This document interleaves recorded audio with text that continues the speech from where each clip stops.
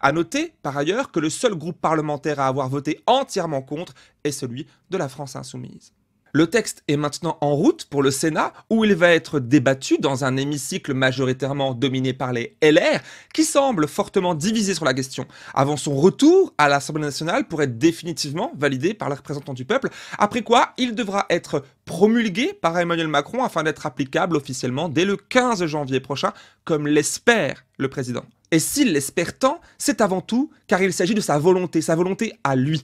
Depuis 2 ans déjà, ce président concentre une masse de pouvoir inédite et gouverne quasi seul depuis son conseil de défense dont il choisit les membres. Il décrète et impose ses volontés au Parlement, suffisamment acquis à sa cause pour s'éviter quelconque débat et résistance, c'est-à-dire sans démocratie. Et le dire n'a rien d'une exagération. Emmanuel Macron s'illustre depuis le départ, et toujours plus férocement, contre quelconque dialogue social. En vérité, il veut la mort du dialogue social.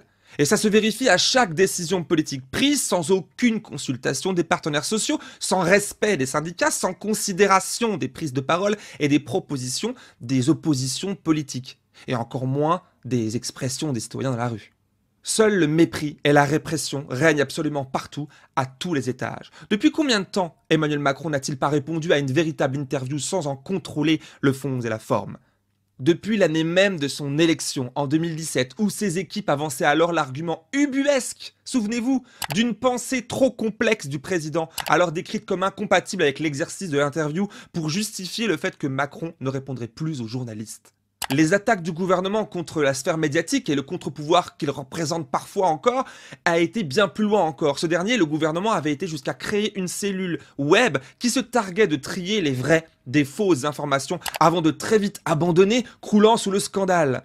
La suite, on la connaît. Macron ne répondra plus qu'aux journalistes triés sur le volet, et je t'en parlais déjà en 2019 dans cette vidéo que je t'invite à revoir dans le i et en lien sous celle-ci. Mais c'est surtout depuis la crise Covid que le président Macron se passe définitivement de l'exercice en s'exprimant désormais seul, face caméra, sur nos écrans, sans aucun contradicteur, laissant ses ministres et quelques autres passe-plats médiatiques faire le SAV les jours suivants. C'est dans ce cadre toujours plus vertical de l'exercice du pouvoir et du contrôle des aspects médiatiques que le chef de l'État a donné tout début janvier un entretien aux Parisiens, ou plus précisément à 7 lecteurs et lectrices du quotidien propriété de son ami multimilliardaire Bernard Arnault. Cette personne, sans aucun doute sélectionnée au hasard et avec des questions pertinentes qui vont pousser le président dans ses retranchements, évidemment, hein. Spoiler, non. Non. Mais alors, pas du tout.